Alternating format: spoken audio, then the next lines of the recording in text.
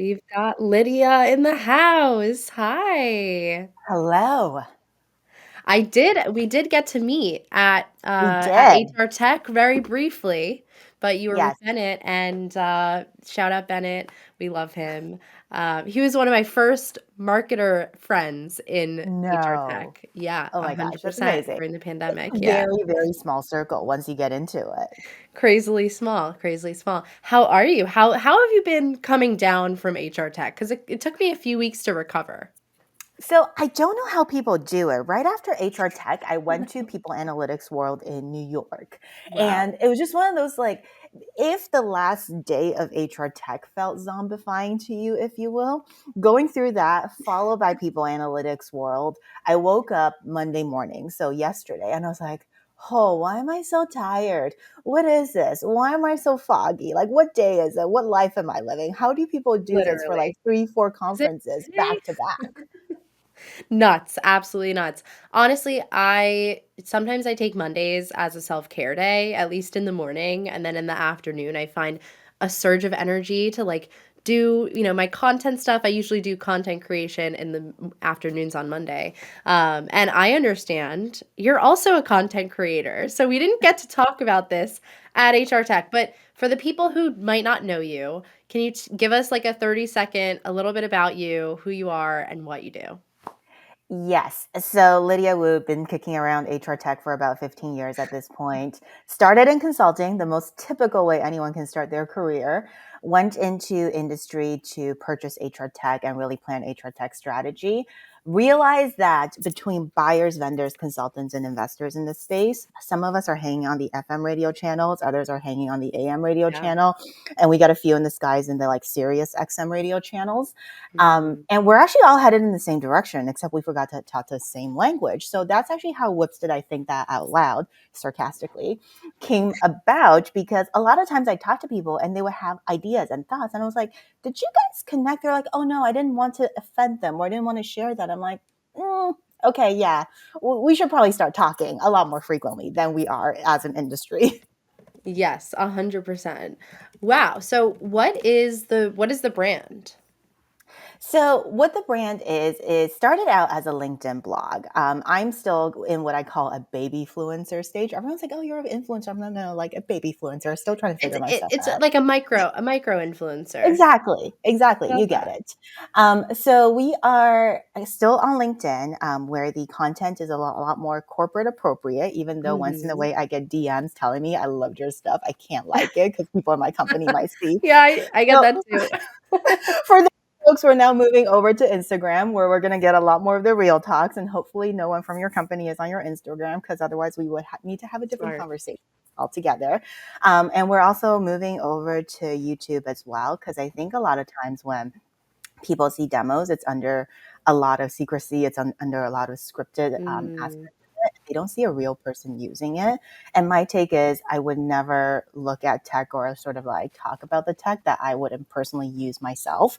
So hopefully, the YouTube channel can kind of give a little more perspective in terms of what is the difference between a Microsoft Copilot versus a Chat GPT, mm.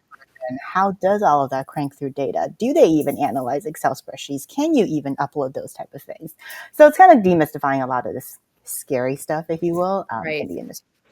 So. Right. And given I think that the average company uses around 120 tools, I think is the stat.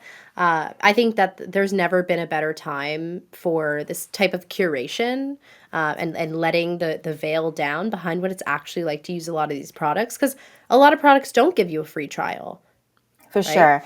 And you know what I find really interesting? I think it's picking up, or like people are starting to catch on to it. Individuals, especially those work in HR, are more likely to swipe their credit cards on a $120 per year personal subscription to something than they are Wow. to run a enterprise contract through the entire procurement, IT, and everything ecosystem. So I Wow. think we're going to see a lot more of like individually curated tool sets in the ecosystem very soon, as opposed to like giant enterprise contracts that we've been seeing over the last little bit. So the way that we're buying is actually changing drastically. It feels like it. Honestly, just go around your circles and ask how many people have purchased Canva on their own or how many people have Yeah. purchased GPT on their own. Like, I was genuinely surprised when I started asking those Right. questions. Well, you bring up a good point too, because I think a lot of us have a personal tech stack. I've written about this on LinkedIn before and I still get feedback about the posts that I've written about my personal tech stack. And even when I go to a company, I kind of come with this desire, and I say it out loud. Hey, I use these tools. These are the tools I'm comfortable with using. They enable me to do my job the best. If you're not willing to pay for them, I will, right? Like, I don't Exactly. outright say that part, right? I see if they're going to pay for it, and then I Context, right? say to myself, I'm just going to pay for it myself, right? And then I ask, maybe it's Exactly. my learning and development budget, maybe it's something else. But I think, like, this notion of coming to a company and not settling for less, right? Is Yeah. actually comes out in the tools that we use. And I think even you're seeing it in the enterprise level. So genuinely, for anyone that's listening right now, take a look at the laptops your executive team is using and take a look at the laptops that they're giving you. I would bet you're Mm, going to see a couple Macs at the executive level. And that, I think, is the most subtle way of the personal tech stack, if you will, where it's kind of like if you have the option, you are going to go for something different because you're more comfortable using it and it's just more organic once you kind of figure out how the right, ecosystem works. right. So more on this sort of like noticing the differences within your company. Let's say you are using a PC and you want a Mac. What does that conversation look like?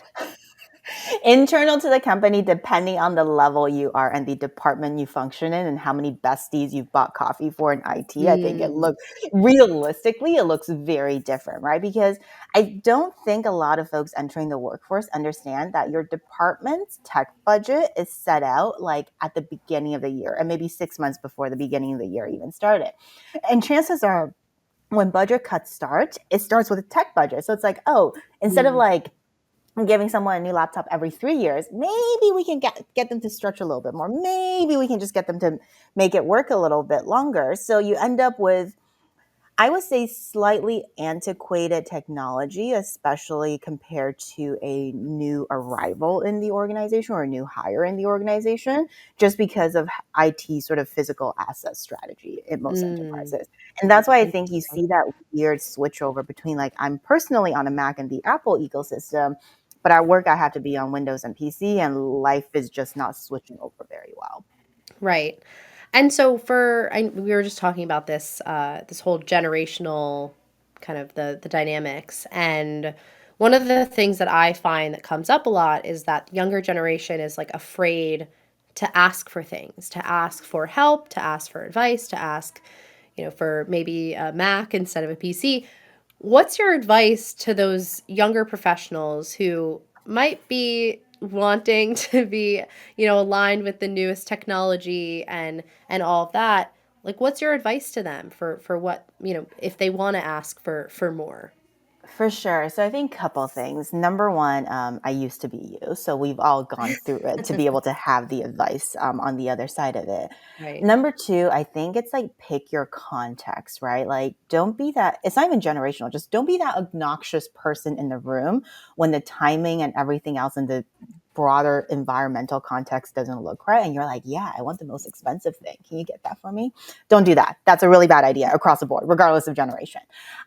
The third thing you got to keep in mind is that the worst anyone can tell you is no, regardless if it's a salary Mm, increase, regardless if it's a new equipment, regardless if it's a new idea. And the moment they say no, like you get a lot more insight in terms of what their boundaries are. Are you um, philosophically aligned from a directional perspective? Are you strategically aligned? You get a lot more from that no than you would normally get. So either way you win, even if the answer is a no. And I think last but not least, like this is sound really, really bad, but bear with me.